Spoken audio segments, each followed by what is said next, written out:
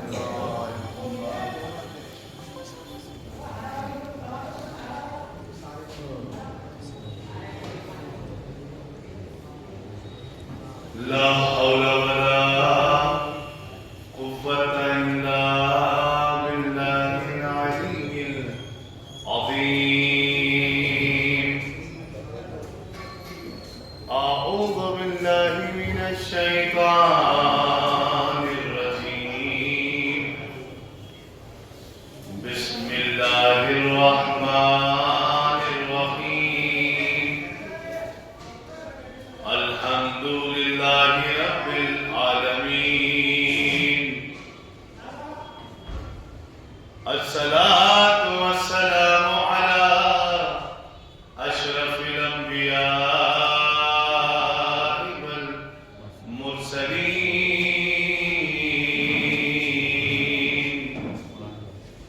سيدنا ومولانا ومولى الثقلين محبوب رب المشرقين جد الحسن والحسين أبي القاسم محمد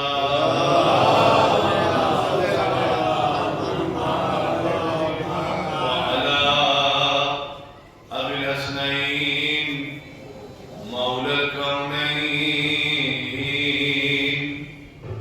رئيس الموحدين يعصب الدين إمام المتقين قائد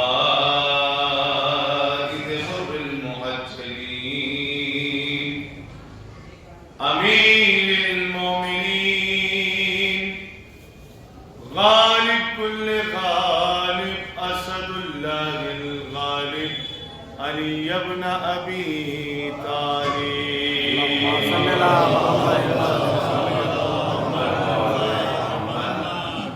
وعلى لبيت النبوة ومعدن الرسالة أما بعد فقد قال الله تعالى في القرآن الحكيم بسم الله الرحمن الرحيم وأوحى ربك إلى النحل أن اتخذ من الجبال بيوتا ومن الشجر ومما يعرشون صلوات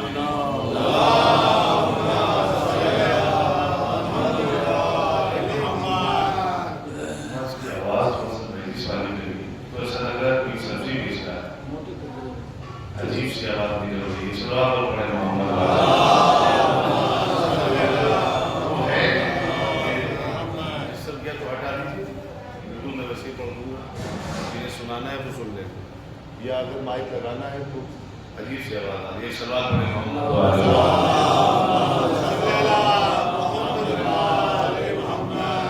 تمام برادران اور بزرگان سب سے گزارش ہے ایک مرتبہ سورہ رحم اور 3 مرتبہ سورہ اخلاص کی تلاوت فرما کر مغلوم مقبول.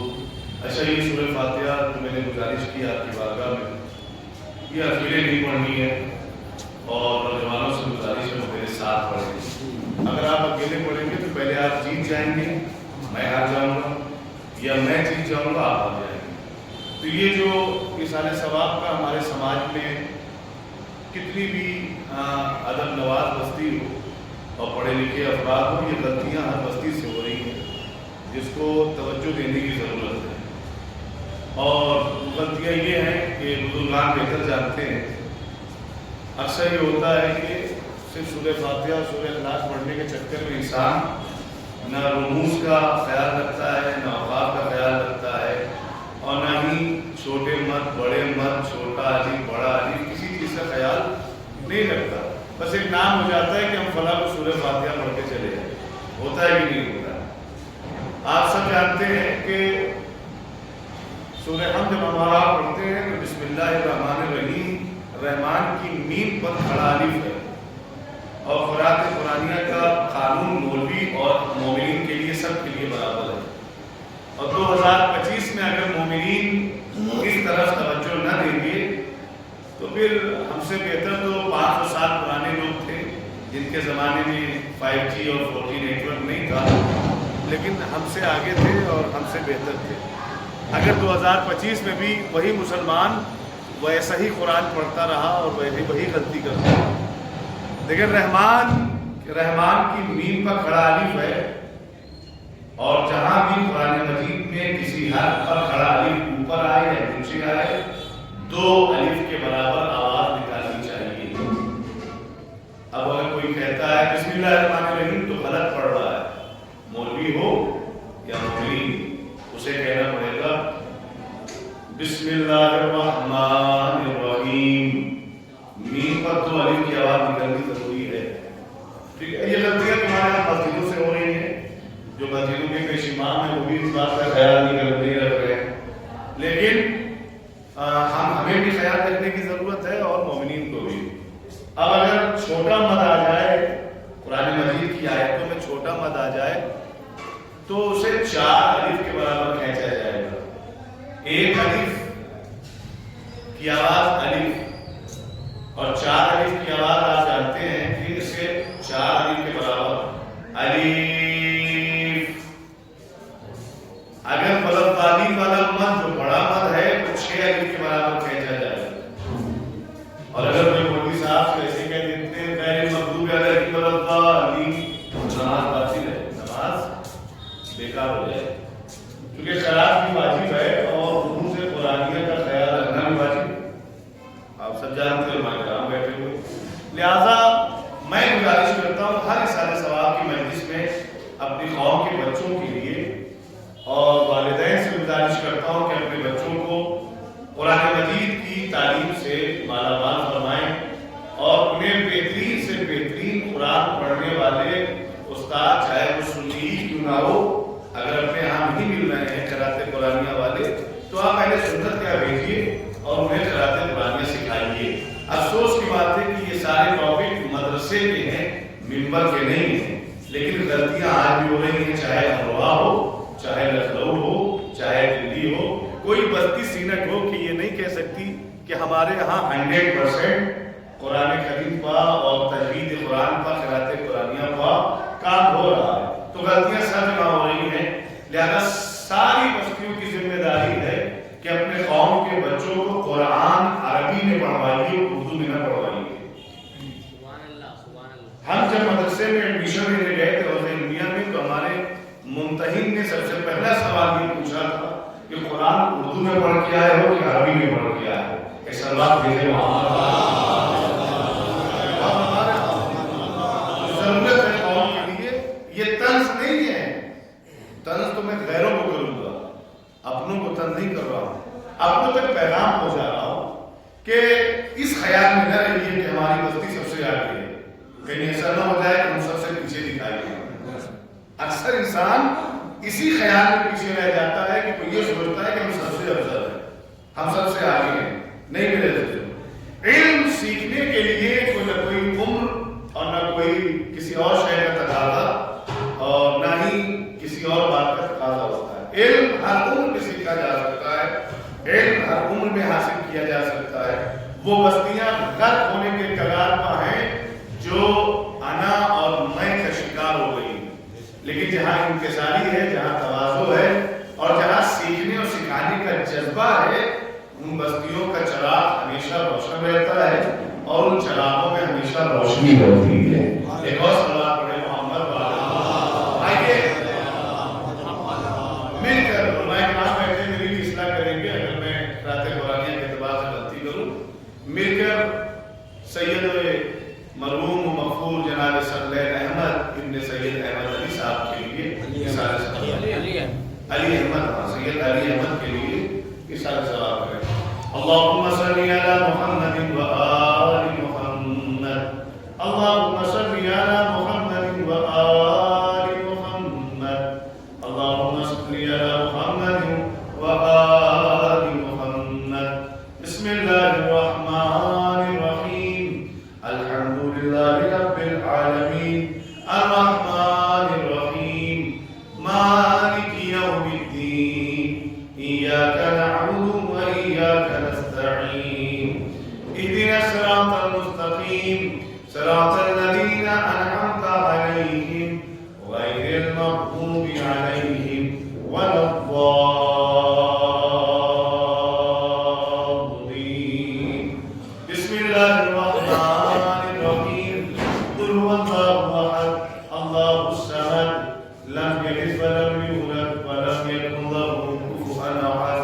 بسم الله الرحمن الرحيم، قل هو الله احد الله الصمد لم يلد ولم يولد ولم يكن له كفوا احد بسم الله الرحمن الرحيم قل هو الله احد الله الصمد لم يلد ولم يولد ولم يكن له كفوا احد ربنا تقبل منا انك انت السميع العليم بحق اہل بیت علیہ السلام بحق جعل معصومین بتوفیق اہل بیت علیہ السلام کی صورتوں کے ثواب مرحوم مفقود جناب سید ثقلین احمد بن سید علی احمد کی روح کو ارسال ہو شرف قبولیت کے لیے مل جل کر نعرہ صلوات پڑھیں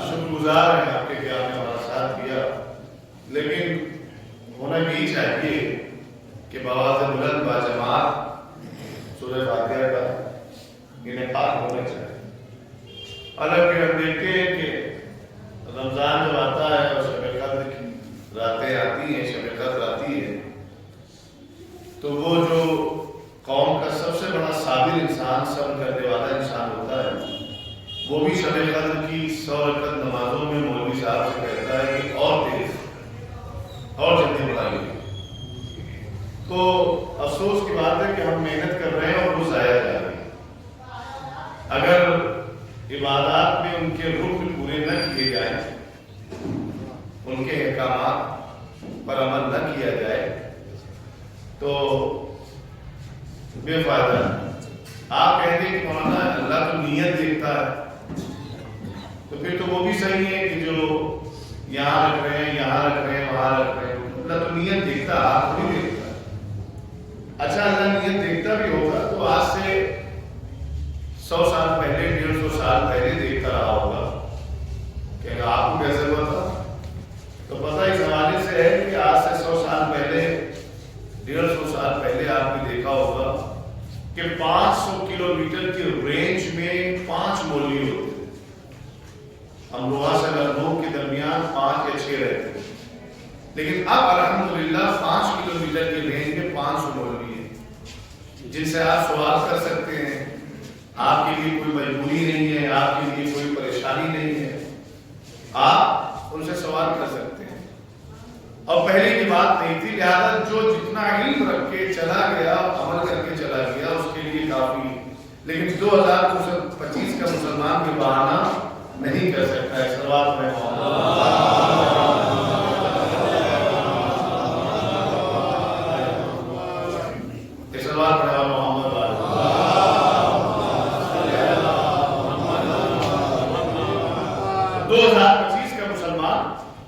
اس بات کا بہانہ نہیں کر سکتا ہے کہ ہمارے دور میں زمانے میں علماء نہیں تھے ہمارے زمانے میں وسائل کی کمی تھی ہمارے زمانے میں یہ نہیں تھا وہ نہیں تھا وہ پرانے زمانے کے لوگ اگر شکایت کریں تو ان کی شکایت وجہ ہوگی اور ہو سکتا ہے کہ پروردگار میں معاف کرے لیکن 2025 کا مسلمان جو within 30 سیکنڈ یا 20 سیکنڈ کائنات کا بھرمڑ کر لیتا ہے کائنات گھوم لیتا ہے اپنی فنگر ٹپس کی مدد سے تو ایسا انسان قیامت کے دن بہانہ تلاشی بہانہ بازی نہیں کر سکتا کہ ہمیں پتہ نہیں تھا اور ہو سکتا ہے فرشتے ڈانٹ کر کہیں کہ تجھے جستجو تھی کہ گھوڑوں کی نسل کا علم حاصل کرے اور تو نے حاصل بھی کر لیا تجھے پتا تھا کہ کس امام کے پاس کون سا گھوڑا تھا اور اس کا نام کیا تھا یہ نہیں پتا تھا کہ قرآن میں اگر بڑا پد آ جائے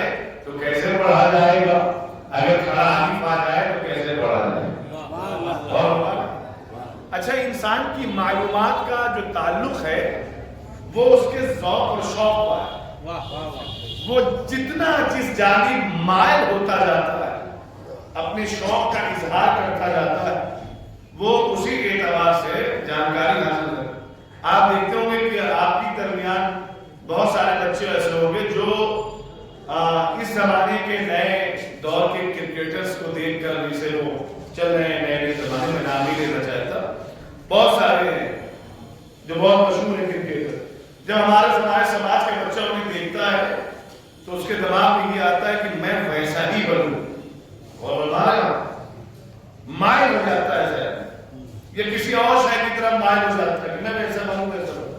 اب والدین لاکھ چاہیں کہ اس کا بچہ انجینئر بن جائے، بن سکتا ہے، ٹیچر بن جائے، ڈاکٹر بن جائے، نہیں بن سکتا.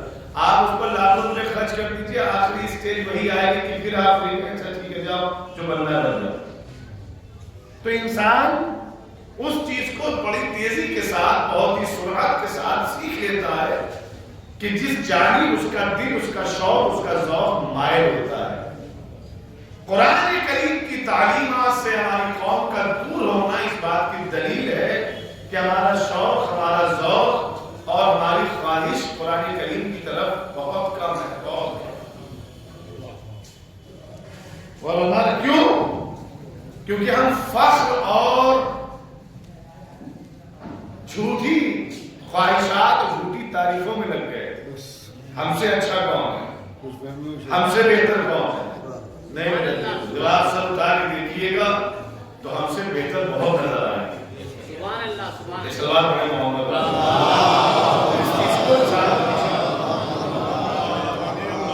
اور جس آیے کریمہ کو میں نے سلام سخن قرار دیا ہے، آج تھوڑی سی گفتگو اس کو ہوگی اور وقت بہت کم ہے، لہذا اسی وقت میں قرآن مجید کا ترتیب کے لحاظ سے 16 نمبر کا سورہ ہے، اور 16 نمبر کا سورہ ہے. اور اس 16 نمبر کے سورے کو اللہ نے ایک چھوٹی سی مخلوق کے نام پہ رکھا ہے. یہ قرآن مجید میں 3 جانور ایسے ہیں جو بہت چھوٹے ہیں. مجلس کا عنوان ہی وہ ہے، وہ چھوٹے چھوٹے جانور. جب آپ ان تمام آیات میں ان چھوٹے چھوٹے جانوروں کو دیکھیے، خدا کی قسم وہ انسان جو اپنے آپ کو اشرف مخلوقات سمجھ رہا ہے، ان چھوٹے چھوٹے کیڑوں سے بھی چھوٹا چھوٹا دکھائی دے گا عمل اور کردار کی بنیاد. پھر اسے احساس ہوگا، ہمیں احساس ہوگا کہ ہماری حیثیت اللہ کے نزدیک کیا ہے. کیونکہ انسان کا مزاج یہ ہے کہ وہ اپنی حیثیت اپنے جیسے انسان کے سامنے پیش کرنا چاہتا ہے، اپنے پروردگار کے سامنے پیش نہیں کرنا چاہتا. کیونکہ اسے پتا ہے کہ اگر اپنا جیسا انسان سامنے ہو اور اس کے سامنے اپنی حیثیت پہ لوہا منوانا ہو تو آسان ہے، لیکن وہ خالق ہے، وہ مالک ہے. اگر ہم نے اس کے سامنے اپنی حیثیت کا محل کھڑا کرنا چاہا تو جب وہ بڑے بڑے خدائی کا دعویٰ کرنے والے فرعون جیسے بندوں کا محل نہیں ٹکنے دیتا تو پھر ہماری کیا مثال؟ ہمارے بھی غرور اور انا کا محل 2 لمحے میں گر جائے گا. غور فرمائیے. اچھا میں ایک علامت بتاتا چلوں. دیکھیں وہ بستیاں کہ جو انا اور غرور کا شکار ہے، ان کی سب سے پہلی علامت یہ ہے کہ وہ اجنبی کو دیکھ کر بڑے پرانے کرامات کرانا شروع کر دیں. ہمارے ابا نے ان کو ٹوکا، ہمارے چچا نے ان کو مارا، ہمارے فلاں نے ایسا کر دیا، ہمارا نہیں.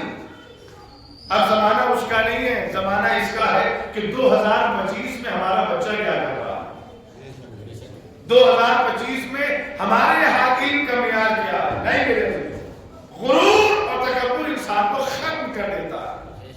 چند لمحے کی خوشی ضرور دیتا ہے لیکن دائمی نقصان میں مبتلا کر دیتا ہے. اب آپ دیکھیے قرآن مجید کا 16 نمبر کا سورہ ہے جس کو اللہ نے ایک چھوٹی سی مخلوق کے نام پہ رکھا ہے، اور وہ مخلوق کیا ہے؟ سورۃ النحل، شہد کی مکھی. دوسرا سورہ سورۃ النمل جو شہد سے بھی زیادہ حجم اور شکل کے اعتبار سے، قد و قامت کے اعتبار سے بہت چھوٹی ہے. ٹھیک ہے. اور ان دونوں مخلوق کے درمیان ایک اور مخلوق ہے جس کا نام ہے سورہ عنکبوت. اور بتائیے گا اسپائڈر، مکڑیوں والا سورہ. یہ 3 سورتیں اللہ نے قرآن میں رکھی ہیں اور جو حجم اور قد و قامت کے اعتبار سے بہت چھوٹی ہے. اور بتائیے گا بہت چھوٹی ہے. دیکھیں مجھے پتا ہے کہ میرا خطاب اس مجمع سے ہو رہا ہے اور سماج سے ٹکرا رہی ہے میری باتیں جو خطیبوں کو خطیب شعور کا ایوارڈ بھی دیتے ہیں. اور ہمارا لہذا شعور کا ایوارڈ اسی بستی سے دیا جا سکتا ہے کہ جہاں شعور 100% ہو. آپ نے ایوارڈ دیا، اس کا مطلب ماشاءاللہ شعور سے لبریز بستی میں میرا خطاب ہو رہا. ملاحظہ فرمائیے. اب یہ جو چھوٹی سی مخلوق ہے جس کی وقت اور جس کی اوقات انسان کی نگاہوں میں کیا ہے، مجھے بتائیں. شہد کی مکھی آپ کی نگاہوں میں کیا وقت رکھتی ہے؟ شہد کی مکھی ہماری اور آپ کی نگاہ میں نظر میں کیا حیثیت رکھتی ہے؟ ان کا مولانا کیا حیثیت اور کیا وقت اور کیا عزت اگر نگاہوں کے سامنے آتی ہے تو انسان ہاتھوں سے بھی مسل دیتا ہے، پیروں سے بھی دبا دیتا ہے. کرتا ہے کہ نہیں کرتا؟ پیروں سے دبا دیتا ہے، ہاتھوں سے مسل دیتا ہے. لہذا کوئی زیادہ وقت اور عزت اور منزلت انسان کی نگاہ میں شہد کی مکھی کی نہیں ہے. چیونٹی کا اس کی بھی کوئی اوقات نہیں، اسے بھی انسان پیروں سے روک دیتا ہے. مکڑی کا اس کی بھی کوئی حیثیت نہیں ہے، اسے بھی انسان مار دیتا ہے. میرے اللہ، جب ان مخلوقات کی اہمیت انسانی نگاہ میں نہیں تھی تو تو نے انہی مخلوقات کے نام پر قرآن کا سورہ کیوں رکھا؟ یہ انسان سے چھوٹی ہیں، یہ انسان سے عظمت میں کم ہے، یہ انسان سے قد و قامت میں چھوٹی ہیں. آواز پروردگار آئے گی کہ ہم عزت اور سربلندی قد و قامت کو دیکھ کر نہیں دیکھتے، کردار اور عمل کو دیکھ کر دیکھتے ہیں. کردار اور عمل کو دیکھ کر عزت اور بلندی اور وہ ترقی کہ جس کی وجہ سے انسان کی ذات میں اضافہ ہوتا ہے، شان میں اضافہ ہوتا ہے، وہ صرف کردار اور عمل کو دیکھ کر دیکھتا ہے. غور فرمائیے گا. تو چھوٹی سی مخلوق ہے شہد کی مکھی. چلیے قرآن مجید میں چلتے ہیں، دیکھتے ہیں قرآن کیا کہتا ہے. دیکھیں یہ سوچ کے سنیے گا کہ اشرف مخلوقات شہد کی مکھی نہیں ہے. اشرف مخلوقات کون ہے؟ آپ مجھے بتائیں کہ اشرف مخلوقات کون ہے؟ انسان تھوڑی ہے. آپ تو غائب کی خبر دے رہے ہیں، آپ اپنی طرف اشارہ کریے کہ ہم ہیں. آپ نے کہا انسان، یعنی آپ ایسے شے کے بارے میں خبر دے رہے ہیں جو یہاں نہیں بیٹھا. نہیں، آپ ہیں، اپنی طرف اشارہ کریں. ہم اور آپ اشرف مخلوقات ہیں، لیکن خدا کی قسم شہد کی مکھی اشرف مخلوقات نہیں ہے. لیکن جب آپ قرآن کی آیتوں میں شہد کی مکھی اور وہ چھوٹی سی چیونٹی اور وہ مکڑی کا تذکرہ سنیں گے تو پھر ہمیں اور آپ کو شک ہونے لگے گا کہ کہیں اشرف مخلوقات چیونٹی تو نہیں ہے، کہیں اشرف مخلوقات شہد کی مکھی تو نہیں ہے، کہیں اشرف مخلوقات وہ مکڑی تو نہیں ہے کہ اللہ اتنے وصف بیان کر رہا ہے، اتنی عزتیں دے رہا ہے. وجہ کیا ہے؟ ملاحظہ فرمائیے. ارشاد ہو رہا ہے بسم اللہ الرحمن الرحیم وَأَوْحَى رَبُّكَ إِلَى النَّحْلِ. اے میرے حبیب، اوحا ربک، تیرے پروردگار نے، تیرے پالنے والے نے، تیرے رب نے، إِلَى النَّحْلِ، شہد کی مکھی کی طرف وحی کی. کیا کیا؟ وحی، پیغام بھیجا. مجھے آپ بتائیں نا، میں سرزمین شعور پر خطاب کر رہا ہوں، مجھے آپ بتائیں کہ اللہ کہہ رہا ہے کہ میرے حبیب تیرے پروردگار نے شہد کی مکھی کی طرف حکم بھیجا. حکم کا تعلق صاحبان شعور سے ہوتا ہے یا بے شعوروں سے ہوتا ہے؟ ملاحظہ فرما رہے کس سے ہوتا ہے؟ کہ صاحب حکم اسے ہی دیا جائے گا جہاں پر شعور کی علامت موجود ہو، شعور کی نعمت موجود ہو. اگر شعور نہ ہو تو پھر حکم نہیں دیا جا سکتا. شعور ہے تو اللہ حکم دے رہا ہے. حکم جب ہی دیا جائے گا کہ جب صاحب شعور سامنے موجود ہے. اگر صاحب شعور نہ ہو تو پھر حکم کا تعلق اس سے نہیں ہوتا. آپ جانتے ہیں بہتر نہیں ہوتا. تو مجھے بتائیں کہ جانوروں میں بھی شعور ہوتا ہے؟ کیا جانوروں میں بھی شعور ہوتا ہے؟ کہیں گے صاحب اگر جانوروں میں شعور ہوتا تو کسی کی بکری کسی کا کھیت نہ چل جاتی، ہاں کسی کا نقصان نہ کر دیتی. اور ہم نے جانور تو جانور، انسانوں میں بھی کچھ ایسے بے شعورے دیکھے ہیں جو معصومین کا باپ تک کھا گئے. اگر جانور کھیت کھا جائے تو اسے کہتے بے شعور ہے, اور اگر انسان معصومین کا باپ کھا جائے ہمارے تو شعور جہاں ہوگا وہاں پہ حکم دیا جائے گا. اب اللہ کہہ رہا ہے کہ ہم نے شہد کی مکھی کو میرے حبیب حکم دیا, وہی نازل کی, الہام پہنچایا, الہام کے ذریعے سے حکم پہنچایا کسے؟ شہد کی مکھی کو. تو اس کا مطلب یہ ہے کوئی نہ کوئی ایسی شے, کوئی نہ کوئی ایسی نعمت اس چھوٹی سی مکھی کے اندر ہے جو حکم پروردگار لینے میں معاون ہو رہی ہے. معاون ہو رہی ہے. اگر بیٹا باپ کی اطاعت نہ کرے تو فوراً سمجھ جائیے کہ اس کا شعور ختم ہو گیا. اگر کوئی بڑا کسی چھوٹے کو حکم دے اور وہ اسے انجام نہ دے, فوراً سمجھ جائیے گا کہ بے شعور ہے. ہم اور آپ بھی کہہ دیتے ہیں کہ شعور نہیں ہے, وغیرہ یہ حرکتیں نہ کرتے. اللہ شہد کی مکھی کی طرف حکم دے رہا ہے تو اس کا مطلب کوئی نہ کوئی شے ایسی اس مکھی میں ہے جو حکم پروردگار لینے میں اسے اس کا ساتھ دے رہی ہے. اچھا کیا حکم دے رہا ہے؟ تیزی سے گزر جاؤں اور کچھ نئے معلومات ہیں جو آپ کی بارگاہ میں عرض کرتے ہیں.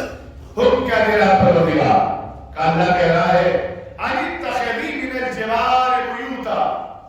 اے میرے حبیب, ہم نے اس شہد کی مکھیوں سے کہا کہ جاؤ اپنا گھر بناؤ, جاؤ اپنے گھروندے بناؤ, جاؤ اپنے چھتے لگاؤ. میرے اللہ کہاں لگائے؟ اپنی مرضی کے مطابق, اپنی خواہشات کے مطابق گھر بنائے, یا تو ان گھر بنانے کے لیے جگہ کا انتخاب کرے گا کہ چونکہ حکم ہم نے دیا ہے بنانے کا تو گھر بنانے کا حکم بھی ہمارا ہوگا, اور جہاں کے گھر بنائیں گے وہ مقام بھی ہم ہی منتخب کریں گے, ان کی مرضی کے مطابق نہیں ہوگا. اور بتائیے ان کی مرضی کے مطابق نہیں تو میرے اللہ گھر کہاں بنائے؟ کہاں انہیں 3 مقام ان کے لیے منتخب کریں گے. پہلا مقام قرآن, من الجوال, جاؤ پہاڑوں پر اپنا گھر بناؤ. دوسرا مقام من الشجر, جاؤ درختوں پہ اپنا گھر بناؤ. تیسرا مقام وَمِمَّا يَعْرِشُونَ. یعرشون یہ بنا ہے عین ریشین. عرش, عرش کا معنی آپ جانتے ہیں بلندی کا ہے, عرش کا معنی اونچائی کا ہے نا. اب اللہ مائع موصولہ کے ذریعے سے یہ مکھیوں تک پیغام پہنچانا چاہتا ہے وَمِمَّا يَعْرِشُونَ. اور ہر وہ جگہ جہاں تمہیں بلندی نصیب ہو تو اپنا گھر بنا لو. کتنے مقام بتائے ہیں؟ 3. پہاڑ, درخت اور ہر وہ جگہ جہاں تمہیں بلندی ملے. تو مما یعرشون کا تعلق 2025 میں اس کا مصداق کہاں ملے گا آپ کو؟ عرش کا مصداق. عرش کا مصداق ملے گا 2025 میں اونچی اونچی بلڈنگیں. تمہیں اونچی اونچی بلڈنگیں ملے تو اپنا گھر عمارتوں میں بنا لینا. موبائل ٹاور اگر ملے تو وہاں اپنا گھر بنا لینا. نگر نگم کی ٹنکیاں اگر تمہیں ملے, اونچائیاں بھی یہی ہے نا. مما یعرشون کا مصداق 2025 میں قبلہ اور کیا ہو سکتا ہے؟ یا اونچی عمارتیں, نگر نگم کی ٹنکیاں, موبائل ٹاور, یہ ہو. اللہ کہہ رہا ہے جہاں بھی تمہیں اونچائی ملے وَمِمَّا يَعْرِشُونَ, ہر وہ جگہ جہاں اونچائی ملے تم اپنا گھر بنا لو. میرے اللہ اگر موبائل ٹاور بناتی ہیں وہ کسی کمپنی کا ہے, کسی مکان میں لگاتی ہیں اس کی ملکیت کسی مالک کی ہے. اگر وہ کہیں اور ٹنکی میں لگاتی ہیں تو اس کا ذمہ دار سرکار ہے. اگر یہ کلیم کرتے ہیں کہ ہماری چیزوں پر, ہماری زمین پر, ہماری پراپرٹی پر کیوں لگا رہی ہے تو اعتراض بات نہیں ہوگا, آواز پروردگار آئے گی. ہم اس کائنات کے خالق ہیں, مالک ہیں. مالک اور خالق ہونے کی حیثیت سے ہم اپنی چھوٹی سی مخلوق کو پرمیشن دیتے ہیں کہ تمہیں انسانوں سے پوچھنے کی ضرورت نہیں ہے. اور اسی قرآن میں اللہ نے انسانوں کو ان کی اوقات میں دکھائی ہے.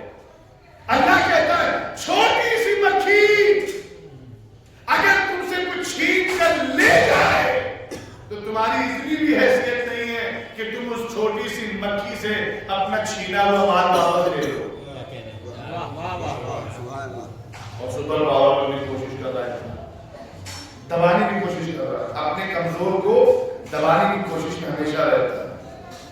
نہیں میرے ان تمام کھوکھلے نظام اور کھوکھلے زندگی کے اس نظام سے اوپر آنا ہوگا تو انسان ترقی کر سکتا ہے, وگرنہ وہی دبانا جائے گا اور بستی پیچھے چلی جاتی ہے. اگر انسان خوش رہ کے مبتلا ہو جائے تو پھر نقصان بہت ہوتا ہے. غور کریے, 3 مقام, یا پہاڑوں پہ اپنے گھر بنائے, یا درختوں کا شجر کو, یا ہر وہ مقام جہاں انہیں اونچائی مل جائے وہاں پر اپنا گھر بنا لے. یہ 3 مقام دیے نا اللہ نے.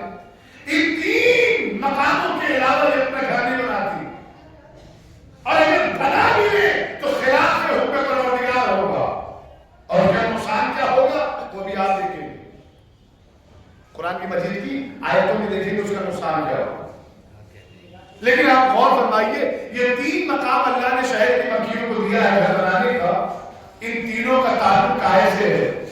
دیکھیں ہر مقام, دیکھیں صاحبان شعور بیٹھے ہوئے اور اس قوم کو پتا ہے کہ ہر جگہ 3 کا عدد خراب نہیں ہوتا. انہیں پتا ہے کہ کہاں خراب ہوتا ہے کہاں خراب نہیں ہوتا. اور وغیرہ حدیث قصہ سے پہلے بھی 3 سلوات ہے, اختتام میں بھی 3 سلوات ہے. تو لہذا اس قوم کو پتا ہے کہ 3 کا عدد ہر جگہ خراب نہیں ہوتا, اور خراب وہاں ہوتا ہے کہ جہاں یہ دیکھا جائے کہ کس عدد نے کس مقام پر اہل بیت سے وفاداری کی ہے, اور کس عدد نے کس مقام پر اہل بیت سے غداری کی ہے. ہمارے ہاں ملاک وفاداری اور غداری ہے, زیادہ گنتیوں سے کوئی فرق نہیں پڑتا ہے. 3 مقام بتائے, پہاڑ, درخت اور ہر مقام کی اونچائی, چاہے بلڈنگ ہو, چاہے ٹاورز ہو, چاہے غور فرمائیے. آپ نے غور کیا تو تینوں کا تعلق اونچائی سے ہے. پہاڑ اونچائی سے تعلق رکھتا ہے, درخت اونچائی سے تعلق رکھتا ہے, اور یہ مما یعرشون اس کا تعلق اونچائی سے ہے. تو 3 مقام اللہ نے گھر بنانے کے لیے مکھیوں کو دیا, اور ان تینوں کا تعلق اونچائی سے ہے. یعنی اللہ سمجھانا چاہتا ہے کہ ہم اس چھوٹی سی مخلوق کو ہمیشہ بلندی پر دیکھنا چاہتے ہیں, بستیوں میں دیکھنا نہیں چاہتے. آپ نے غور فرمایا, یہ استعارہ ہے, یہ ایک نشانی, ایک علامت ہے کہ اللہ سمجھانا چاہتا ہے کہ اس شہر کی مکھیوں کو ہم ہمیشہ بلندی پر دیکھنا چاہتے ہیں, پستیوں میں نہیں دیکھنا چاہتے. میرے اللہ کیا یہ اشرف مخلوقات ہے؟ کہ نہیں, اشرف مخلوقات نہیں ہے. کیا یہ انسان سے افضل ہے؟ کہ یہ انسان سے بھی افضل نہیں ہے, یہ کسی سے افضل نہیں ہے. تو پھر میرے معبود جب یہ اشرف مخلوقات نہیں ہے, یہ انسانوں سے افضل نہیں ہے, تو اتنا پروٹوکول کیوں ہے, اتنی عزت, اتنی اہمیت, اتنا مقام, اتنا رتبہ کیوں دے رہا ہے کہ تو انہیں ہمیشہ بلندی پر دیکھنا چاہتا ہے, پستی پر نہیں دیکھنا چاہتا. آواز پروردگار آئے گی کہ ہم انہیں بلندیوں پر صرف اور صرف اس لیے دیکھنا چاہتے ہیں کہ ہم نے اس قوم کو امام والی قوم بنایا ہے. امام والی قوم بنایا ہے, ہم نے انہیں لاوارث نہیں بنایا ہے, ہم نے انہیں امام دینے کا ارادہ کیا ہے. میرے اللہ, شہد کی مکھی اور تو انہیں امام دے گا. کہا ہم اسی چھوٹی سی مخلوق کو امام دیں گے. تو ان کے امام کا نام کیا ہوگا؟ سب جانتے ہیں, ان کے امام کا نام ہوگا یاسو. کیا نام ہے؟ یاسو. کیا معنی ہے یاسو کا؟ آپ جانتے ہیں, میں 2 معنی بیان کروں. یاسو کا پہلا معنی یہ ہے کہ جو حلال اور حرام کو مخلوط نہ ہونے دے. اور جو حرام اور حلال کو مخلوط نہ ہونے دے اسے یاسوب کہتے ہیں. میں کسی انسان کا تذکرہ نہیں کر رہا ہوں, میں نام کی صفات بتا رہا ہوں. سبحان اللہ. غور کریں, نام کا میننگ کیا ہے؟ یاسوب اسے کہتے ہیں جو حلال اور حرام کو مخلوط نہ ہونے دے. حرام حرام کی جگہ ہے, حلال حلال کی جگہ ہے. یہ کام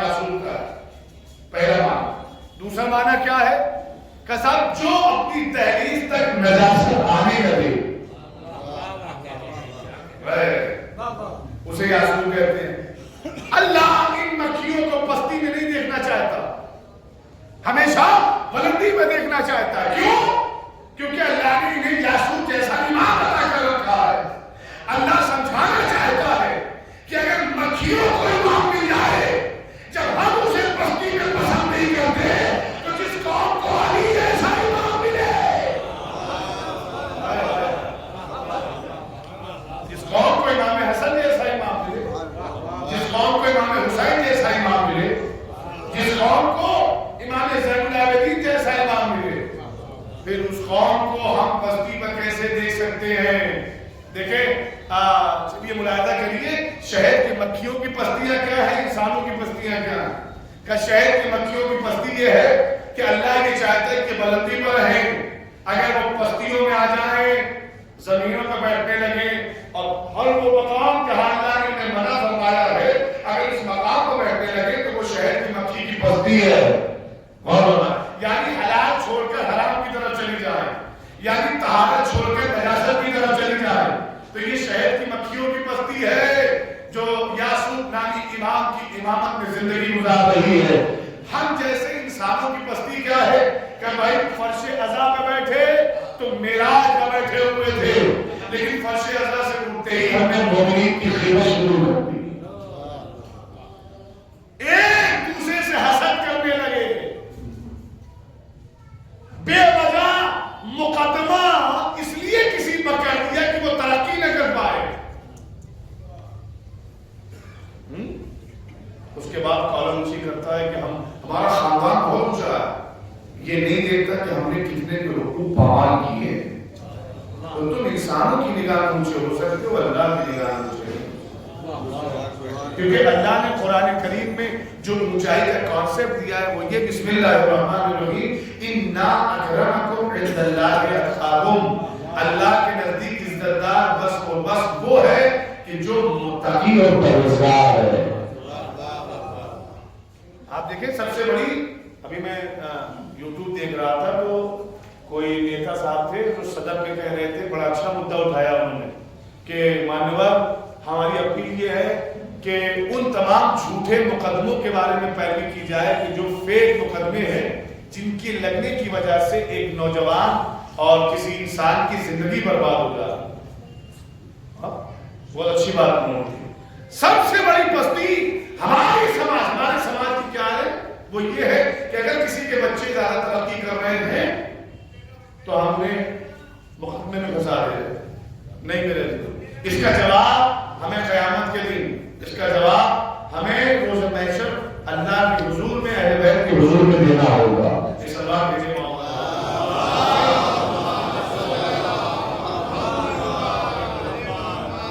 جب اللہ مکھیوں کو پستی پر نہیں پسند کرتا تو پھر اس قوم کو پستی پر کیسے پسند کر سکتا ہے کہ جس قوم کو علی جیسا امام دیا. غور ہونا ہے. گفتگو کافی جلدی سے آگے بڑھا دوں اور دوسری آیت بھی انشاءاللہ پڑھ دوں، مجلس تمام ہو جائے گی. غور تو یاسوب جیسا امام. اب حسن اتفاق یہ ہے کہ اللہ نے شہد کی مکھیوں کے امام کو کہا یاسوب، اور صحابہ کرام کے درمیان اللہ کے نبی نے فرمایا تھا یا علی انت یاسوب الدین. وہ مکھیوں کا یاسوب ہے، میرا بھائی علی دین کا یاسوب ہے. اچھا یہ مکھیوں کا یاسوب کیا کرتا ہے صاحب؟ وہ بھی سنیے. دیکھیے اللہ سے سوال کیا جائے کہ میرے معبود تو نے مکھیوں کا امام بنایا جس کا نام یاسوب ہے، یہ مجبور ہے یا مختار ہے؟ تو کہا صاحب امام کسی بھی قوم کا ہو، جانوروں کا ہو، انسانوں کا ہو، کسی بھی زاویے سے ہو، کسی بھی قوم کا ہو، امام اگر ہے تو پھر مجبور اچھا نہیں لگتا. امام مجبور اچھا نہیں لگتا. کبھی میرے معبود کہ ہم نے اسے صاحب اختیار بنایا ہے تو بہت چھوٹا سا، لیکن اختیار اس کے اندر بہت ہے. ایسا اختیار کہ یہ چھتے کے دہانے پر بیٹھ جاتا ہے، دروازے پر بیٹھ جاتا ہے، اور ہر آنے والی شہد کی مکھی کو پرمیشن، داخلے کے پرمیشن بعد میں دیتا ہے، چھتے میں جانے کا پرمیشن بعد میں دیتا ہے. پہلے چیک کرتا ہے. کیا چیک کرتا ہے؟ یہ چیک کرتا ہے کہ شکم میں حلال لے کر آئی ہے یا حرام لے کر آئی ہے. شکم میں حلال لے کر آئی ہے یا حرام لے کر آئی ہے؟ اچھا مجھے بتائیں، کیا اس شہر کی مکھیوں کے ایمان کے بعد 2025 کی نیو ٹیکنالوجی کوئی ہے کہ وہ مشین لگا کے چیک کر لیتا ہے کہ اس کے شکم میں حلال ہے کہ حرام؟ کہانی اس کے پاس کوئی مشین نہیں ہے، کہ جب مشین نہیں ہے تو اس نے پہچانا کیسے کہ شکم میں حلال ہے یا حرام؟ تو کہا اللہ نے اسے امام بنایا ہے، اور جو امام بنتا ہے اللہ اس کے شعور میں یہ طاقت، یہ معجزہ رکھتا ہے کہ وہ دور سے آنے والی مخلوق کو دیکھ کر پہچان لیتا ہے کہ شکم میں حلال ہے کہ حرام۔ اب چلیے تفاسیر کی طرف، تو پھر تفاسیر کی روایتیں آپ کو ملے گی کہ شہر کی مکھیوں کا امام پہچانتا کیسے ہے کہ دور سے آنے والی مکھیوں کے بھڑبڑاتے ہوئے پروں کے بیلنس کو دیکھ کر سمجھ جاتا ہے کہ ان کے شکم میں حلال ہے کہ حرام، حرام ہے کہ حلال۔ اب مجھے بتائیں کہ سن 61 ہجری 10 محرم سرکار امام حسین فرما رہے تھے کہ یہ نہ سمجھنا کہ امام حسین کی زبان کی تاثیر تمام ہو گئی ہے اس لیے میرے جملے تم پر اثر انداز نہیں ہوتے۔ 9 لاکھ کے لشکر سے امام خطاب کر کے کہہ رہے تھے میرے جملے کا اثر تم پر اس لیے نہیں ہو رہا ہے کیونکہ تمہارے شکم میں لوگ حرام بھرا ہوا ہے۔ وہ جہاں جاسوس ہوگا، امام ہوگا، چاہے جانوروں کا جاسوس ہو چاہے انسانوں کا ہو، دیکھ کے پہچان لے گا کہ شکم میں حلال ہے کہ حرام۔ اور یہی وجہ ہے کہ معصومین نے بڑے بڑے اپنے آپ کو عزت دار سمجھنے والے اس زمانے میں بڑے بڑوں کو اماموں نے ان کی ماں کے نام سے خطاب کیا، اور باپ کا نام نہیں لیا۔ وہ سمجھ جاتے تھے کہ امام کا نام کیوں لیا گیا، ماں کا نام کیوں لیا گیا۔ یہ ابن مرجانہ کہنا آپ بہتر جانتے ہیں۔ تو صاحب جسے اللہ امام بنائے گا اسے پاور اختیار دے گا۔ مکھیوں کا امام دور سے پھل پڑاتے ہوئے پروں کو دیکھ کر سمجھ جاتا ہے یہ شکم میں حلال لے کر آئیے کہ حرام۔ اب یہ تو اشرف مخلوقات انسان سمجھتا ہے نا کہ جس کو ہم امام مانتے ہیں وہ تھوڑی انہیں پتا ہوگا کہ ہم حلال کھا رہے ہیں کہ حرام کھا رہے ہیں۔ اگر انسان کے شعور میں یہ بات ہوتی کہ 24 آورز وہ امام کہ جو ہر وقت ہم پر نگاہ رکھے ہوئے ہے تو پھر انسان جسارت نہ کرتا حرام کھانے کی، گناہ کرنے کی، اور لیکن آپ کا ایمان اور ہمارا ایمان اس بات کا ہو یا نہ ہو یہ بات کی بات، لیکن عزیزوں عقل تقاضا کرتی ہے کہ ہم خود بھی اور اپنے بچوں کو بھی جب بھی کچھ کھلائیں تو وہ رزق حلال اس کے شکم تک پہنچائیں۔ اگر ہم نتیجے اچھے چاہتے ہیں تو بھی سب سے بڑی عبادت معصوم فرماتے ہیں سب سے بڑی عبادت ایک انسان کے لیے یہ ہے خود بھی رزق حلال کھائے اور اپنی اولاد کو بھی رزق حلال کھلائے۔ کیوں؟ اگر رزق حرام شکم میں ہوگا کہیں ایسا نہ ہو جائے کہ سن 61 ہجری میں امام پیغام دے رہے تھے اثر نہیں ہو رہا تھا، اور ہمارے لیے شکم میں شبر حسین آپ کی مثال دوں کہ اگر آپ کی شکل میں لقمہ حرام ہوگا کہیں ایسا نہ ہو جائے کہ امام کا ظاہر ہوں اور پیغام دیں بلائیں لیکن ان کی باتوں کا اثر ہمارے اوپر نہ ہو۔ کیوں؟ کیونکہ شکل میں حرام، تو لہذا خود بھی حرام سے بچیں اور اپنی اولاد کو بھی حرام سے محفوظ رکھیں۔ ایک سوال ہے پڑھے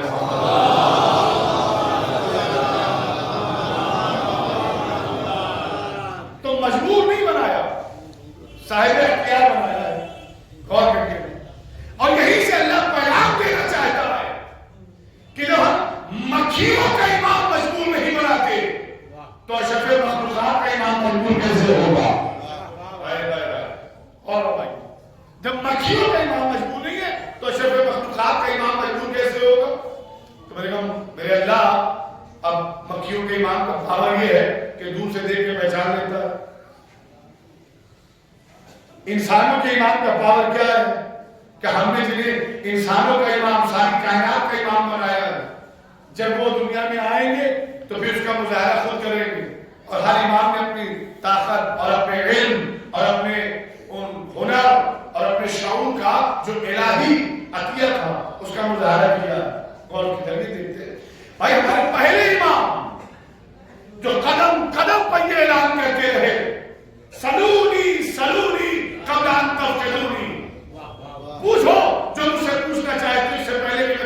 درمیان سے چلا جاؤ. اللہ نے جنہیں امام بنا کر بھیجا تھا وہ ساری کائنات کے سامنے چیلنج کر رہے تھے، اور کچھ ایسے بھی تھے جنہوں نے اپنا جیسا امام بنا لیا تھا. ایسا نہیں کہ انہوں نے اعلان نہیں کیا، انہوں نے بھی اعلان کیا، لیکن لفظیں بدل گئی. ادھر سے اللہ والا امام کہہ رہا تھا سلونی، اور ادھر سے بندوں والا امام کہہ رہا تھا عقیلونی. سلونی مجھ سے پوچھو، بندوں والا کہہ رہا تھا عقیلونی مجھے بچاؤ.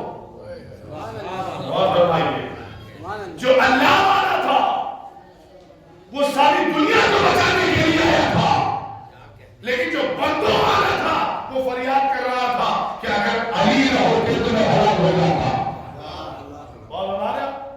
لہذا ہر طرح سے علم کا مظاہرہ کیا جسے اللہ اپنی جانب سے امام بنا کر بھیجتا. تو چلیے دیکھتے ہیں صاحب، جب اللہ چھوٹی سی مخلوق کا امام بناتا ہے تو اتنا اختیار دیتا ہے کہ وہ شہر کے چھتے کے دہانے پر بیٹھ جاتی ہے. آنے والی مکھی کو دیکھ کر حلال ہے کہ حرام، اگر حلال ہے تو پرمیشن دیتی ہے کہ اندر آ جاؤ، لیکن اگر حرام ہے تو دو کام انجام دیتی ہے. اگر قابل معافی ہوتی ہے غلطی تو واپس کر دیتی ہے اپنی غلطی سدھار کے آؤ، لیکن اگر قابل معافی نہیں ہوتی تو آپ جہاں دیکھیں شہر کا چھتا لگا ہوگا وہی زمین پر جا کے دیکھیے گا بہت ساری لاشیں بھی آپ کو ملے گی، وہ کاٹ کر نیچے زمین پر پھینک دیتی ہے. اس کا مطلب یہ کہ اللہ جسے یاسون بناتا ہے اسے اختیار بھی دیتا ہے، جسے چاہے معاف کر دے، جسے چاہے سزائیں سنا دے. اور آپ سمجھ میں آیا کہ نظام فرض پر ہاتھ ڈالنے کے بعد بھی امام حسین نے حضور کو معاف کیوں کیا؟ اس بات مجھے محمد والے محمد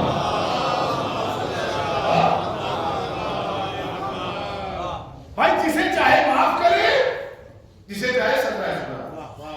یہ یاسون جسے امام اللہ نے بنا کے بھیجا ہے اس کے اختیار میں. اب وہ چیک کرتا ہے حلال ہے تو اندر آ جاؤ، حرام ہے تو چلی جاؤ. اب آپ دیکھیں جب شہد کی مکھیوں کا امام بغیر چیک کیے جنت میں جانے نہیں دے رہا ہے، وہ جو دین کا یاسون ہے وہ بغیر چیک کیے جنت میں جانے کیسے دے گا؟ خیالی دنیا جو ہم نے بنا رکھی ہے اس سے ہمیں اوپر آنا پڑے نہیں میرے. ایک مکھیوں کا امام بغیر چیک کیے انہیں داخل نہیں ہونے دے رہا. وہ جو ساری کائنات کا مالک ہے، ساری کائنات کا امام ہے، کیا وہ نہیں دیکھے گا ہمارے شکل میں حلال ہے کہ حرام، ہمارے عمل میں ملاوٹ ہے کہ نہیں ہے؟ دیکھیں بڑا تعجب ہوتا ہے سننے والوں کو جب یہ باتیں پڑھی جاتی ہیں. کون؟ جیسے معصومین کے لیے یا مولا عباس علیہ السلام، جناب علی اکبر علیہ السلام کے لیے بہت سارے فقرے ایسے آئے ہیں معصومین کی جانب سے. جیسے مولا عباس کے لیے ایک فقرہ آیا، چھٹے امام فرماتے کہ ہمارے چچا نے ایک لمحے کے لیے بھی شرک نہیں کیا. غور کریے، امام فرماتے ہمارے چچا عباس نے ایک لمحے کے لیے بھی شرک نہیں کیا. تو ہم تعجب، شرک، یہ لفظ شرک مولا عباس کے ساتھ استعمال کی ہوگا، کیونکہ ہماری نگاہ میں شرک کیا ہے؟ اللہ کے علاوہ کسی اور کو سجدہ کرنا. جب بھی ہمارا دماغ مثال ڈھونڈتا ہے تو بڑی مثال ڈھونڈتا ہے کہ اللہ کو چھوڑ کر بتوں کے سامنے سر جھکا دینا کیا ہے؟ شرک ہے. نہیں میرے عزیزوں، یہ چھوٹی فضیلت نہیں ہے، یہ اس خاندان کی سب سے بڑی فضیلت ہے. بنو ہاشم کی سب سے بڑی فضیلت یہ ہے کہ اس خاندان میں ذرہ برابر بھی شرک نہیں رہا. تو آپ کہیں گے صاحب یہ ان کے بات کیسے ثابت ہوگی کہ یہ بہت بڑا فضیلت کا گوشہ ہے اس خاندان کے لیے؟ ہم نے کہا ہے، دیکھیں ہم نہ چاہتے ہوئے بھی ہر جیسا انسان 24 آورس میں کئی بار شرک کر دیتا ہے. کہیں گے مولانا کیسے؟ کہ ادھر وضو کریے ابھی شرک شروع ہو جائے، آزاد ہونے دیجیے. وضو کر کے انسان نماز کے لیے مصلی پر جاتا ہے، تب تک شرک نہیں ہے قبلہ. لیکن کیا کرے؟ جیب میں 1.5 لاکھ کا موبائل رکھا ہوا ہے، جیب میں رکھا رہے گا تو دکھے گا کیسے؟ وضو کر کے مصلی پہ آیا ہے، اب اسے رکھے گا سجدگاہ کے برابر. تاکہ بار بار اس پہ نگاہ جائے تو اس کی قیمت یاد آتی رہے. 1.5 لاکھ 1.5 لاکھ. اور ہمارا اگر موبائل سامنے نہ رکھا ہو، اچھا بہت سارے اتنے جسور ہوتے ہیں کہ وہاں پہ فون بھی آ رہا، سجدے میں ہے تو سائلنٹ کر دیتے ہیں، جیب میں ہے تو سائلنٹ کر دیتے ہیں. اور ہمارا یہ چھوٹی چھوٹی چیزیں کیا ہے؟ شرک ہے. یہ شرک ہے. یہ نماز مصلی پر کھڑے ہو کر بھولی ہوئی چیزوں کا یاد آنا، یہ کیا ہے؟ یہ شرک ہے. دیکھو یہی فرق ہے بنو ہاشم میں اور غیروں میں کہ بنو ہاشم چھوٹی چھوٹی بھی دنیاوی چیز اپنے اور اللہ کے درمیان جب مصلی پر ہوتے تھے تو آنے نہیں دیتے تھے. سبحان اللہ. واہ واہ واہ. اور اب دیکھیے صاحب، ہر نماز میں مولوی سے لے کر مومنین تک سب موبائل بالکل سامنے ہے. جیسا لگتا ہے جتنی اہمیت خاک شفا کی ہے اتنی ہی موبائل کی بھی ہے کہ نہیں؟ یہ بھی شرک ہے. انسان بار بار اپنا خیال عبادت الہیہ سے ہٹا کر ٹیکنالوجی پہ لگا رہا ہے، یہ بھی شرک ہے. اس اللہ پہ محمد والے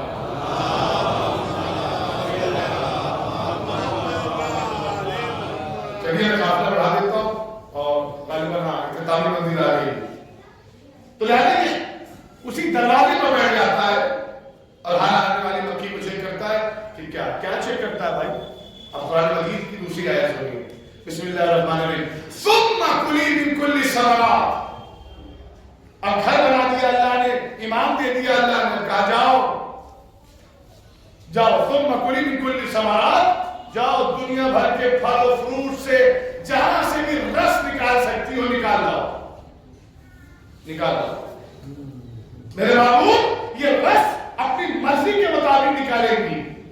یہ اس کے لیے بھی کوئی قانون بنائے گا کہ جب ہم نے ان کی مرضی کا گھر نہ بننے دیا تو ان کی مرضی کا روزگار کہاں سے کرنے دوں گا؟ بہت بڑا. یہ تو حضرت انسان ہے، خریدتا 100 گز ہے اور قبضے میں لیتا ہے 120 گز ہے، اور اپنے آپ کو اشرف مخلوقات بھی کہتا ہے. جانوروں سے بدتر ہو جاتا ہے انسان. میں نہیں کہہ رہا، جناب امیر فرما رہے ہیں، مولا قدیر فرما رہے ہیں، یہی انسان. دیکھیں انسان جسے اللہ نے اشرف مخلوقات بنایا ہے، یہ 24 گھنٹہ اشرف مخلوقات نہیں رہتا. میں چیلنج کر رہا ہوں، شمبر حسین چیلنج کر رہا ہے، اور یہ چیلنج امام کے قول کی بنیاد پر ہے. میری کیا حیثیت ہے؟ امام فرماتے ہیں یہی انسان کبھی کبھی اپنے کردار اور عمل کی بنیاد پر فرشتوں سے افضل بھی ہو جاتا ہے اور کبھی کبھی جانوروں سے بدتر بھی ہو جاتا ہے. جب فرشتوں سے افضل ہو جائے تو اشرف مخلوقات ہے، لیکن جب جانوروں سے بدتر ہو جائے تو میں تو نہیں سمجھتا کہ فرضی مقدمے میں کسی مومن کو پھنسانے والا اشرف مخلوقات ہے. کسی پر الزام اور تہمت لگانے والا انسان اشرف مخلوقات بن جائے گا. وہ تو جانوروں سے بھی بدتر ہے. نہیں میرا دیکھو، ہمیں فیصلہ کرنا ہے کہ ہمارا کردار جانوروں سے بدتر بنانا ہے یا فرشتوں سے افضل بنانا ہے. اس اللہ کے محمد والے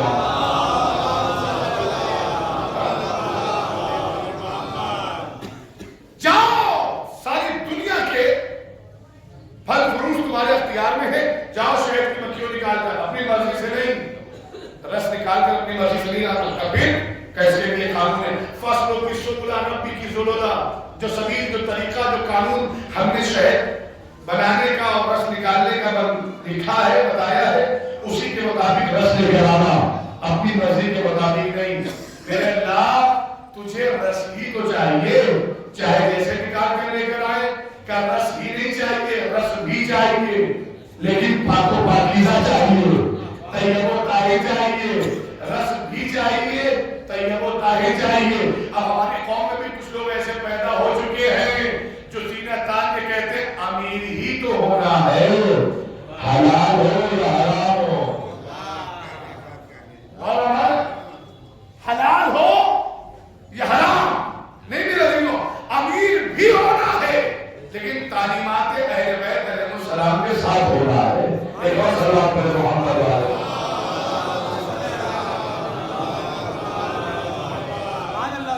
جاؤ ساری دنیا کے پھل فروٹ سے رس نکال کر لے کر آؤ.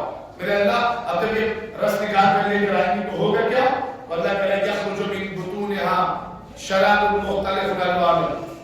اب جو رس لے کر آئیں گی ان کے شکم سے مختلف رنگ کا لیکوڈ نکلے گا جس کو ہم بنائیں گے شہد فیہ شفاء للناس. پھر اس لیکوڈ میں ہم ڈالیں گے لوگوں کے لیے شفا. اور کیا آپ نے کتنی محنت اللہ نے کروائی اس شہد کی مکھی سے. کہا پہلے گھر بناؤ تو گھر بنایا. پھر اللہ نے جب گھر بنوا لیا تو ایمان دیا. پہلے موقع پہ اللہ سمجھانا چاہتا ہے کہ دنیا سمجھے کہ ہماری سنت کیا ہے. پہلے ہم گھر بنواتے ہیں امام بعد میں بھیجتے ہیں. پہلے گھر بنواتے ہیں امام بعد میں بھیجتے ہیں. اسی لیے ہم نے ابراہیم جو پہلے گھر بنوایا علی کو خانہ کعبہ بنا دیا. اور ہماری پہلی سنت ہے پہلے گھر بنوائیں گے پھر امام بھیجیں گے. پھر ہم نے ان سے کہا کہ جاؤ روزگار پر نکلو. اچھا گھر بنا لیا, اچھا امام مل گیا, اب بے روزگار گھروں میں نہ بیٹھے رہو. جاؤ روزگار پر نکلو, جاؤ دنیا بھر کے پھل فروٹ سے رس نکال کر لے کر آؤ. وہ رس نکال کر لے کر آ گئی اور پھر ہم نے اس رس میں شفا ڈالی, سے شہد بنایا. اور شہد بنا کر ہم نے ساری دنیا تک پیغام پہنچا دیا کہ دنیا دیکھے ایمان والی قوم فائدہ پہنچاتی ہے, نقصان نہیں دیتی.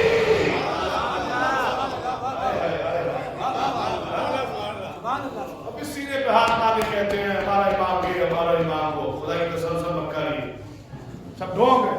اگر ہمارے شر سے ہمارا بھائی محفوظ نہیں ہے, اگر ہمارے مقدمے سے ہمارے قوم کا مومن محفوظ نہیں ہے, کائے کی دعوت داری. سبحان اللہ سبحان اللہ. بہت سارے لوگ فخر و بڑا گھمنڈ ہوتا ہے لوگوں. ہمارے بھائی علم اٹھاتے تھے ہمیں اٹھائیں گے, ہمارے ابا اذان دیتے تھے ہمیں دیتے نہیں دیتے. یہ غرور ہے. اگر علم کسی کی ذاتی پشتینی جائیداد نہیں, علم وہ اٹھائے گا تو صحابی کردار ہو, جس کے اندر وفا ہو. میں نے دیکھا کہ مقام کو 8 محرم ضرور لڑائی ہوتی ہے. کیوں؟ ہمارے ابا اٹھاتے تھے ہم بھی اٹھائیں گے. دنیا ابا اس لائق تھے کہ وہ اٹھائے. اگر بیٹا بھی اس لائق ہے تو اٹھائے, لیکن پشتینی بنا دیا جاتا ہے. نہیں, عزاداری پشتینی نہیں ہے کسی کی. عزاداری سب کی امانت ہے, قوم کی امانت ہے. پھر لڑائی کیسی, پھر یہ سینے پر ہاتھ مار کے فخر کرتا نہیں رہتی. اور وقت قریب آ گیا, بات تمام ہو گئی. آپ دیکھیں قوم ایمان والی قوم فائدہ پہنچاتی ہے. جلدی سے مجھے جواب دے بات تمام. ایک چھتے میں کتنی مکھیاں اللہ نے رکھی ہیں جی؟ کسی کو پتا ہے؟ چلو ایک آنکڑا ہی بتا دو. ہزاروں, more than 1000, 2000, 2000 سے زیادہ, 1500 سے زیادہ ہے نا. ہونا یہ چاہیے تھا کہ اللہ ہر مکھی کے لیے الگ الگ گھر بناتا. ہو سکتا ہے آوازیں آئی ہے شبر حسین, یہ کیسا بےہودہ سوال. مالی کی سوال بےہودہ نہیں ہے. میری عقل نے یہ تقاضا کیا میں تجھ سے سوال کروں. کیوں؟ کیونکہ اشرف مخلوقات شہد کی مکھی نہیں ہے, انسان ہے. اور ہم نے جو سب سے تیری بہترین مخلوق ہے اسے ایک گھر میں رہتے ہوئے نہیں دیکھا, الگ الگ گھر میں رہتے ہوئے دیکھا ہے. سب سے بہترین مخلوق ایک نہیں رہتی نا کہ ایک ہاتھا کھینچ دیا جائے, آٹا بنا دیا جائے اسے سب رہنے. نہیں, الگ الگ, اتنے الگ کہ اگر پڑوس کا انجینئر جو گھر بنا کے گیا ہے ہم اس لیے اسے ہائر نہیں کرتے کہیں انہیں جیسا نہ بنا دے. اور لوگ کہیں کہ صاحب آپ کا گھر ان جیسا ہے. جب اتنا پسند نہیں کرتے تو ایک مکان میں کہاں رہیں گے؟ تو ہم نے کہا شبہ مخلوقات سب سے بڑی مخلوق اللہ کی انسان ہے. اگر الگ الگ رہتی تو کوئی نہ کوئی وجہ تو ہوگی نا. کہاں وجہ, ریزن اور سبب ہے. ہم نے کہا کیا ریزن کیا سبب ہے؟ کہ مولانا ریزن اور سبب یہ ہے کہ الگ الگ اس لیے رہا گیا تاکہ اتحاد میں کمی نہ ہو, لڑائی جھگڑا کم ہو. تو ہم نے کہا کہ آپ سے بہتر ہم سے بہتر شہد کی مکھیاں ہیں. ایک گھر میں ہزاروں سے زیادہ شہد کی مکھیاں موجود ہیں. ایک امام, ہزاروں مکھیاں ایک ہی گھر میں. اللہ نے ہزاروں مکھیاں ایک ہی گھر میں رکھ کے بتایا امام والی قوم اتحاد پسند ہوتی ہے, فتنہ پسند نہیں ہوتی. اگر الگ الگ گھروں میں انسان رہتا بھی ہے اختلاف تو نہیں ہونا چاہیے. اگر اختلاف ہے تو شہد کی مکھیوں سے بھی بدتر ہے, چونٹیوں سے بھی بدتر ہے انسان. میں نے بات تمام کر دی. دیکھو یہاں پہ آنے کے بعد ایک فکرہ کہنا ضروری ہے. ان دو طرح کی مکھیاں ہوتی ہیں, ایک شہد کی مکھی اور ایک کالی والی مکھی. ایک وہ ہے کہ جس کو اللہ نے طہارت کا پابند بنایا, اور ایک وہ ہے جسے اللہ نے نجاست کی طرف مائل کیا اس کے کردار اور اس کے عمل کے مطابق. ایک طہارت پسند ہے اور ایک نجاست پسند ہے. یہ جو چھوٹی اور کالی مکھی ہے جو نجاست پسند ہے, اس کا مزاج کیا ہے؟ نجاست. لیکن یہ جو شہد کی مکھی ہے جو شہد بناتی ہے, اس کا مزاج کیا ہے؟ طہارت. یہ طہارت چھوڑ کے نجاست کی طرف نہیں آ سکتی, اور یہ نجاست چھوڑ کر طہارت کی طرف نہیں آ سکتی. بھائی مکھیاں دونوں ہیں, مزاج الگ الگ کیوں ہے؟ کہ الگ مزاج ہونے کے بس ایک ریزن ہے کہ ایک ایمان والی ہے, ایک غیر ایمان والی ہے. انسان یہیں سے ایک لمحے فکریہ لیتا جائے کہ ایمان کا رہنے کا فائدہ یہ ہے کہ جہاں ایمان جس قوم میں رہے گا وہ قوم طہارت پسند ہوگی. جس کا رابطہ ایمان سے ہوگا وہ طہارت پسند ہوگا, اور جس کا رابطہ ایمان سے نہیں وہ نجاست پسند ہوگا. آپ کو پتا ہے ان دونوں مکھیوں نے اپنا کام کیا. آج امام کا زمانہ ہے, امام بادشاہ کے دربار میں بیٹھے ہیں, ہارون رشید کے دربار میں, مامون رشید کے دربار میں بیٹھے ہوئے ہیں, اور ایک مکھی ہے جو بار بار مامون رشید کو پریشان کرتی تھی. کبھی ماتھے پر, کبھی رخسار پر, کبھی کہیں اور کسی مقام پر بیٹھ جاتی تھی, اور مامون بار بار اسے مار رہا ہے, بھگا رہا ہے, ہٹا رہا ہے.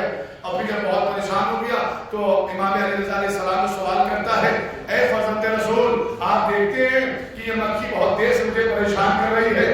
ہاں یہ تعجب کی بات ہے کہ یہ مجھ پر رہتی ہے, آپ پر نہیں رہتی. جب میں اسے مارنے کی کوشش کرتا ہوں تو یہ اڑ کر آپ کی طرف جاتی تو ہے, لیکن جب آپ کی طرف جاتی ہے جتنی تیزی کے ساتھ اتنی تیزی سے اپنا رخ موڑ کر میری جانب آ جاتی ہے.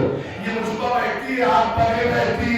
اپنے زمانے کے آج میں علی نے جواب دیا کہ سن, اتنی دیر بعد ایک چھوٹی سی معلوم بھی جانتی ہے کہ طہارت کہاں ہے, نجاست کہاں ہے. میں تیزی کے ساتھ ایک پیغام اور پہنچانا چاہوں گا. اللہ کے رسول کا دسترخوان سجا ہوا تھا, سرکار بھی بیٹھے ہوئے دسترخوان پر, اور صحابہ کرام بھی بیٹھے ہوئے دسترخوان پر, سب تناول فرما رہے تھے.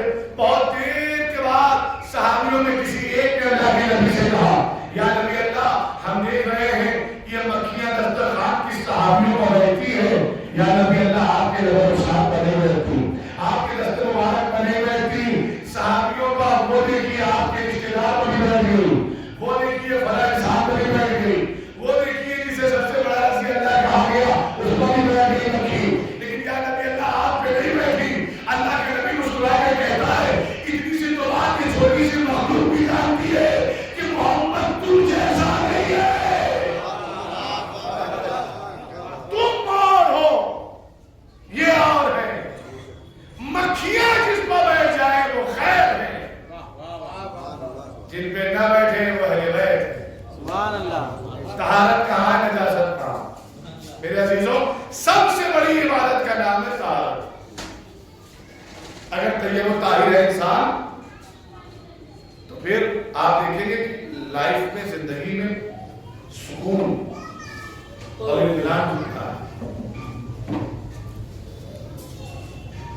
افسوس کبھی کبھی یہ جملے سننے کو ملتے ہیں کہ نظر کا مقام آئے یا مجلس ماتم کا مقام آئے, اور ایک مومن کی زبان سے یہ نکلے کہ ہم نہائے نہیں گے اس لیے فرش اللہ پہ نہیں کر سکتے. یہ شرم کا مقام. مومن کے لیے طہارت بنی ہے, طہارت کے لیے مومن بنا ہے. امام ایسا اللہ نے دیا ہے کہ ہمیں کہیں شرمندہ نہیں ہونے دیں,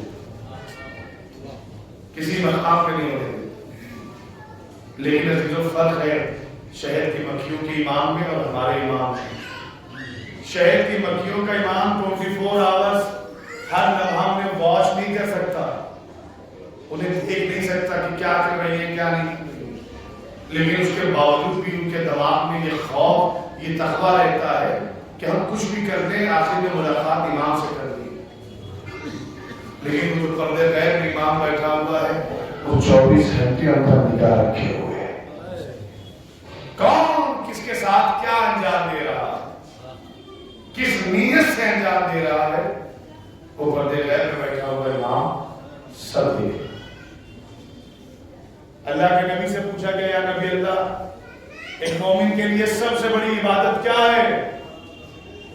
وہ جو عبادتیں لے کر آیا تھا، عبادت لانے والے نے بتایا کہ سب سے بڑی عبادت مومن کے لیے ہے ہمارے آخری بیٹے کا انتظار۔ نماز سے بڑی بھی عبادت یہ ہے، روزے سے بڑی عبادت یہ ہے۔ کیوں؟ کیونکہ جو عبادتیں لایا تھا نا وہ کہہ رہا ہے سب سے بڑی عبادت افضل العبادہ انتظار الفرج۔ کیوں سب سے بڑی عبادت کیوں ہے امام کے ظہور کا انتظار؟ کیونکہ انتظار ہی آپ کو نماز بھی پڑھوائے گا، انتظار ہی آپ کو بار بار دین اور اسلام کی دعوت دے گا۔ جب انتظار کی طرف انسان کی توجہ ہوگی تو آٹومیٹک خود بخود انسان دین کی طرف جائے گا۔ وہ جس کا ہم انتظار کر رہے ہیں اگر نماز نہیں پڑھیں گے تو وہ اپنی فوج میں داخل نہیں کرے گا۔ وہ جس کا ہم انتظار کر رہے ہیں اگر دین و شریعت کی پابندی نہیں کریں گے تو پھر ہمیں اپنے عزاداروں میں شامل نہیں کرے گا، اپنے سپاہیوں میں شامل نہیں کرے گا۔ عزیزو، سب سے بڑی عبادت ہے امام کا انتظار، امام کا انتظار۔ لیکن آپ کو بتائیں کہ شب جمعہ آتی ہے تو ہمارا آپ کا یہی امام ہے، جب ہمارے اور آپ کے اعمال امام کی بارگاہ میں پیش کیے جاتے ہیں، امام جب اپنے چاہنے والوں کے اچھے عمل کی طرف نگاہ فرماتے ہیں تو مسکراتے ہیں اور اللہ سے دعا کرتے ہیں میرے اللہ اسے اور توفیق دے کہ یہ اور اچھے عمل انجام دے۔ لیکن جب برے عمل انجام دیتے ہوئے دیکھتے ہیں، کسی کا برا انجام دیکھتے ہیں تو امام بددعا نہیں دیتے، اسے بھی دعا دیتے میرے اللہ یہ میرا چاہنے والا ہے جو کچھ وقت کے لیے صراط مستقیم سے ہٹ گیا ہے، اسے بھی توفیق دے کہ یہ صراط مستقیم پا جائے۔ اور امام کی دعا فرماتے ہیں۔ اور میرے عزیزوں، یہی شب جمعہ جب آتی ہے اور امام جب مصلی پر جاتے ہیں تو ایک ذوالفقار ہے جو مصلی پر رکھی ہوئی ہے، وہ بھی گریا کرتی ہے، وہ بھی مچلتی ہے۔ کیوں؟ کیونکہ امام کے ظہور کا دن جمعہ ہے اور شب جمعہ ذوالفقار بھی اپنی تیاری کرتی ہے، امام بھی اپنی تیاری کرتے ہیں کب حکم پروردگار آئے اور کب ظہور ہو جائے۔ عزیزوں، ہمیں اپنے آپ کو ہر زمان آمادہ رکھنا ہے۔ ایک مرد مومن کے سارے ثواب کی مجلس ہے، لہذا میں نے کچھ باتیں بطور نصیحت اپنے بھائیوں کی خدمت میں پیش کی ہے۔ ایک باپ اپنے بچوں کو سے دور چلا گیا، ایک باپ اپنے بچوں کو دنیا میں چھوڑ کر چلا گیا۔ یقین ہے، میں نے دیکھا تو نہیں لیکن یقین کامل ہے کہ جب حضور کا انتقال ہوا ہوگا تو یہی امروہہ کے مومنین، اہل امروہہ ان کے گھر کے قریب گئے ہوں گے، دروازے پر گئے ہوں گے اور بیٹوں کو بھی پوچھا دیا ہوگا، بھائیوں کو بھی پوچھا دیا ہوگا، عورتیں نہیں ہوں گی، بچیوں کو بھی پوچھا دیا ہوگا۔ خدا کی قسم یہ حق اگر نہ ملا تو کسے نہ ملا؟ مدینے میں نبی کی بیٹی ہے۔ جناب سیدہ فرماتی ہے بابا کے جانے کے بعد مدینے میں کوئی ایسا نہ تھا جو آ کر میرے پہلو میں بیٹھتا کہتا سیدہ تم یتیم ہو گئی ہو، ہم تمہارے بابا کا حصہ پیش کر کے آئے۔ یہ بات کربلا کی نہیں ہے، یہ کام تو مدینے میں ہو چکا تھا، مدینے میں بھی کسی نے پوچھا نہ دیا۔ اللہ اکبر، گویا ایسا لگ رہا تھا بی بی سیدہ کربلا اسی مدینے میں دیکھ رہی ہے، کربلا مدینے میں دیکھ رہی ہے۔ اللہ اکبر، آج یقین کامل ہے کہ جب بچے اپنے بابا کے لیے رو رہے ہوں گے تو ہر ایک نے سینے سے لگا کر دلاسا دیا ہوگا، کسی نے ان بچوں کو تماچے نہیں مارے ہوں گے، لیکن ہائے میرے کربلا، جب ایک 3.5 برس کی بچی اپنے بابا کو یاد کر کے رونا چاہتی تھی نا تو شبہ والا اور یزید کے سپاہی بی بی سکینہ کو اس لیے تماچے مارتے تھے کہ یہ اپنے بابا پر گریہ کر رہی ہے، یہ اپنے بابا پہ آنسو بہا رہی ہے۔ اللہ اکبر، ہر ایک نے پوچھا دیا، ہر ایک نے دلاسا دیا، لیکن اس فیصلے عاشور میرا اور آپ کا امام کہتا ہے اب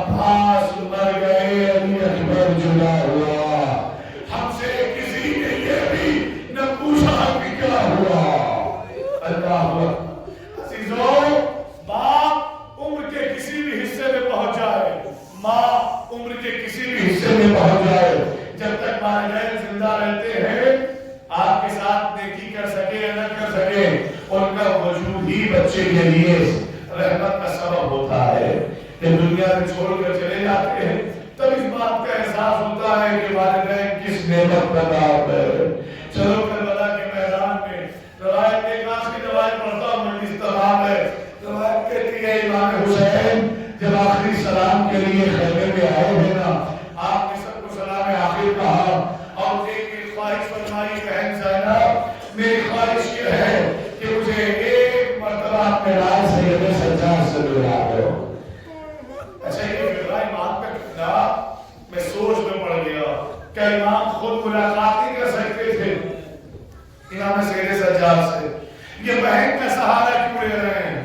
کہ بہن کا سہارا بس اس لیے لے رہے ہیں کہ ہاں جب غش میں جناب زین العابدین نہیں گئے تھے، جب اس کے پہلے امام حسین نے ملاقات کی تھی تو امام کے بال مکمل سفید نہیں تھے، امام کی آنکھوں کا نور ظاہر نہیں ہوا تھا، امام کی کمر خمیدہ نہیں ہوئی تھی، چہرہ امام صاف تھا، خون نہیں لگا ہوا تھا۔ لیکن جب جناب زینب سے فرمایا کہ مجھے رضا سید سجاد سے ملا دے تو آقا حسین کی شکل و صورت بدل چکی ہے، سر پر خاک کربلا ہے، آستینے اڑے ہوئے حسین، گریبان چاک حسین، خون آلودہ کرتا بھی ہے، خون آلودہ چہرہ بھی ہے، کمر خمیدہ ہے۔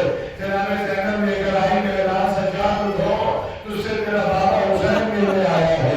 امام نے آنکھیں کھولی، آواز دی خیر تو بابا کہ تیرا بابا آخری ملاقات کے لیے آیا ہے، جنگ کے میدان میں جانا چاہتا ہے۔ آواز دی بابا چچا عباس علی اکبر اللہ اکبر، آواز دی میرے لال اب ایک کا نام کرنے سے میرے سجاد، بس اتنا سمجھ لے مردوں میں ہمارے اور تمہارے علاوہ خیمے میں کوئی موجود نہیں ہے۔ جزاکم اللہ خیر الجزا۔ امام زین العابدین نے اپنے بابا کا چہرہ دیکھا، فرمانے لگے ماں مکرمہ مجھے میری تلوار دو۔ آواز کی میرے لال تو بیمار بجہاں ساخت ہے، اے میرے لال تیرے حوالے حق ہے، تیرے حوالے دین و شریعت ہے۔ لو آقا حسین سب سے آخری سلام کہہ کے خیمے سے باہر آ گئے تھا۔ تاریخ کہتی ہے کہ سب خیمے میں موجود تھے، لیکن وہ بچی جو آقا حسین کے سینے پر سوتی تھی وہ خیمے میں موجود نہیں تھی، وہ خیمے کی تنابوں سے پکڑے ہوئے باہر خیمے کے قریب کھڑی ہوئی تھی اپنے بابا سے ملنے کے لیے۔ سکینہ خیمے میں نہیں گئی، میں ہاتھوں کو جوڑ کر کہوں شہزادی جب سب نے خیمے میں ملاقات فرمائی تو آپ خیمے سے باہر کیوں کھڑی ہے؟ آپ اپنے بابا سے خیمے میں ملاقات کر لیتی، آخری رسل نہیں ہو جاتی نا۔ دیکھو یہ بنو ہاشم کے گھرانے کے بچے ہیں، یہاں عمر قید نہیں ہے، یہ جس عمر میں بھی اس گھرانے کے بچے ہوں باشعور ہوتے ہیں۔ عزیزوں میں سوال کروں بھی آپ بھی خیمے میں ملاقات کر لیتی، آپ باہر کیوں کھڑی ہے؟ شاید یہ بچی آپ نے جناب سے نہیں رہا کہ تم نے خیمے میں چچا مسلم کی یتیمہ کو نہیں دیکھا۔ اگر میں خیمے میں بابا سے ملاقات کرتی میرا بابا گوشت میں اٹھا کر پیار کرتا تو کہیں چچا مسلم کی یتیمہ کو اپنا بابا یاد نہ آ جائے۔ جزاکم اللہ، اللہ آپ کی آواز پر رحمت فرمائے۔ عزیزوں اس لیے خیمے میں ملاقات تک کی کہیں جناب مسلم کی یتیمہ کو اپنا بابا یاد نہ آ جائے۔ لو آقا حسین نے اپنی آغوش میں اٹھایا